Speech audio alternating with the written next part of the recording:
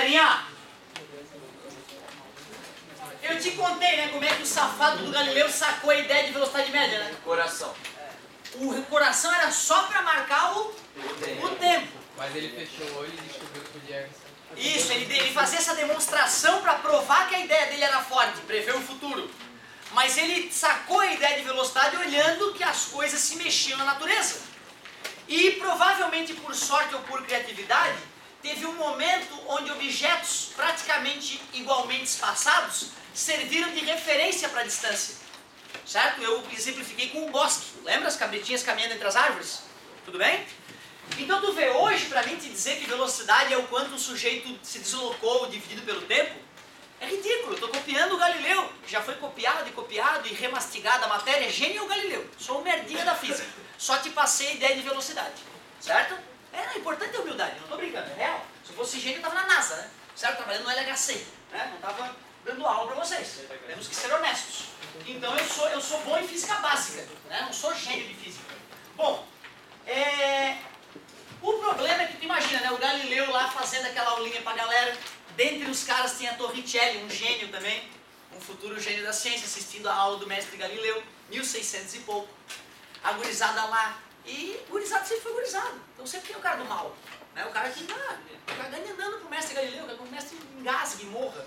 Né? Ele quer curtir um bosque ali, comer uma frutinha, não quer saber porque os bichos se mexem, como é que ele se mexe. Aí tu imagina Galileu fazendo a demonstração lá pela quarta vez, né? Tampando os olhos e contando o tempo com o coração. As cabritinhas estão na 22ª árvore. A galera, o mestre acertou. É clarividente o mestre. Provavelmente em uma hora, né, já saco cheio daquela balela do Galileu, pegou uma pedra, o mestre fechou os olhos dele nas cabritinhas. As cabritinhas saem correndo, né? E aí, vai mestre, aonde elas estão?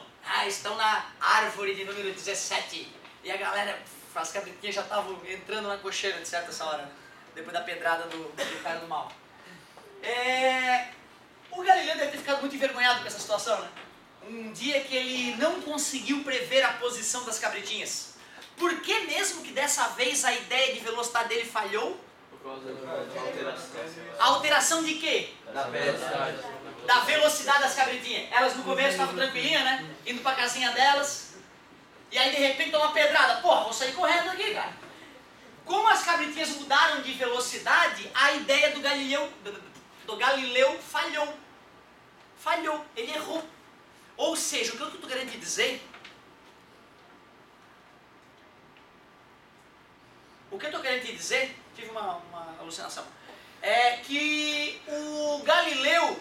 A ideia de Galileu de velocidade só é boa quando os objetos têm velocidade... Constante. Para com isso, guri! Tu não entendeu? Para com isso aí! Bota isso aí no chão! Pirou, cara! Mais uma, tu vaza! Não, os caras... Acho que eu sou retardado, cara. Passou, já tô mais calmo. Então olha só, se tu achar ruim, tu fala com teu pai, com tua mãe, manda eles falar comigo, beleza, cara? Show. A gente conversa sobre a praia também, que eu tô louco pra conversar com teu pai sobre a praia. Então olha só, o negócio é o seguinte. O Galileu teve uma puta ideia que é a tal da velocidade média, mas é uma ideia fraca, porque quando os objetos alteram a velocidade, a ideia dele vai para as cucuias. O que eu tô querendo te dizer, meu querido, é que velocidade, distância, ou melhor, deslocamento sobre tempo, só serve se a velocidade for Constante. Tá. E eu te pergunto, na natureza as coisas estão sempre com velocidade constante? Não. Quase nunca. É raridade tu observar um objetinho com velocidade constante.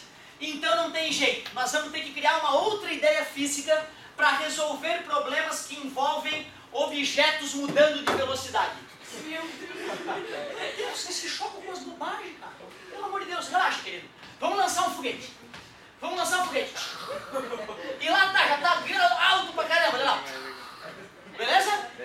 Vamos supor que esse foguete esteja mudando de velocidade sempre no mesmo ritmo.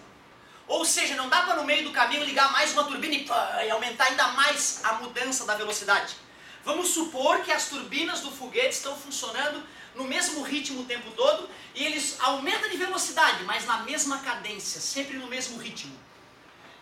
Logo depois que eu observei o lançamento, fui lá para Cabo Canaveral ver o lançamento do foguete, imagina, deve ser uma experiência acachapante, né?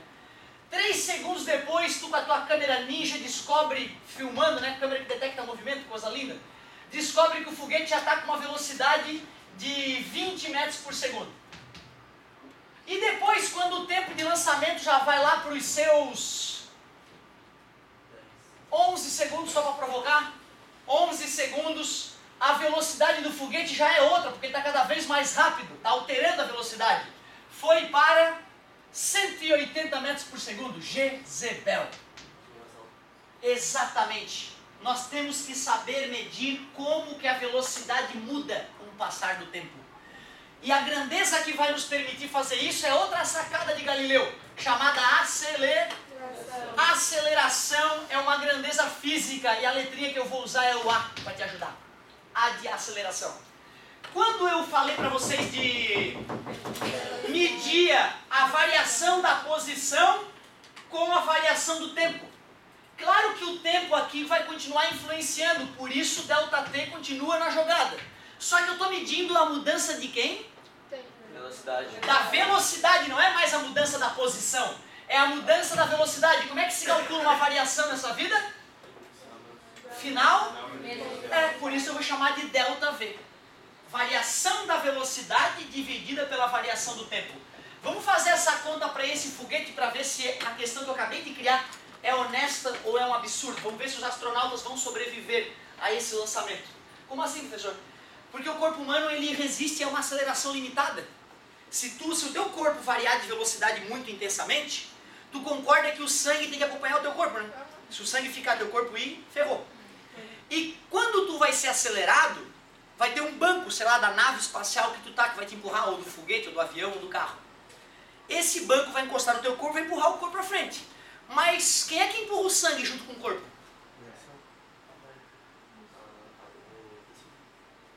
Quase. Quem é que segura o sangue dentro do teu corpo? As veias. Então tem um tubinho que tem líquido lá dentro da tua veia. Aquele tubo é que vai carregar o sangue junto, concorda comigo? Se eu for mudar a velocidade do cara muito grande, vai romper esses vasos. Então tu pode morrer só de mudar de velocidade muito forte. Tu pode ter hemorragias, beleza? Então tu vê, um avião, não bota o cara lá e sai pilotando de qualquer maneira, porque o cara pode desmaiar só de fazer uma curva muito intensa. O sangue vai fluir só para um lado do corpo e aí o cara apaga. Quando o cara vai dirigir um avião a jato desses de guerra, ele tem que vestir um macacão controlado eletronicamente pelo computador do avião, que quando ele faz curva para a direita, o macacão espreme o corpo dele na esquerda para o sangue fluir para a direita na marra, para o cara não desmaiar. Tu vê que viagem, cara. Ser piloto de caça é uma coisa bizarra, bizonha. Bota no YouTube depois. Caça, repórter e avião a jato. Repórter, avião a jato. Coisa desse tipo. Avião a jato. Filmagem, avião a jato. Vai ter umas filmagens dos caras no avião a jato. O piloto acostumado com as acelerações, né, faz uma curva mais intensa e o passageiro desmaia. Bom. Aí daqui a pouco ele alivia a curva, o passageiro acorda. Aí ele faz a curva de novo, o cara desmaia. Então tu vê, cara, antes de morrer, né, tu acaba desmaiando com a aceleração intensa.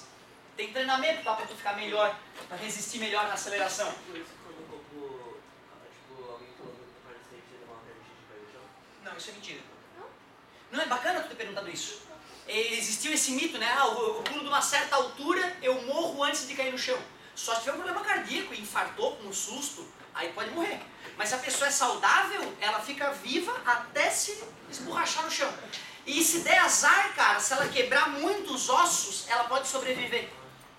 Quanto mais ela quebrar os ossos, maior a chance de ela sobreviver. Então, por que isso? Ótimo, uma pergunta legal. Porque a energia foi usada para fraturar os ossos e não para moer os órgãos mais importantes. Tem casos do cara cair de 1,5 km de altura, até mais, e sobreviver. Porque a maneira da queda foi tão especial que esmigalhou o corpo do cara, mas não matou o sujeito. Loucura, né, cara? Até o limite. Qual é a tua tarefa, então? Além de se preparar para a correção, é ler sobre aceleração. Mas é um gibi, pai. É coloridinha a apostila. Coisa linda. Não sei, vê aí, aceleração, que página, vê que pergunta.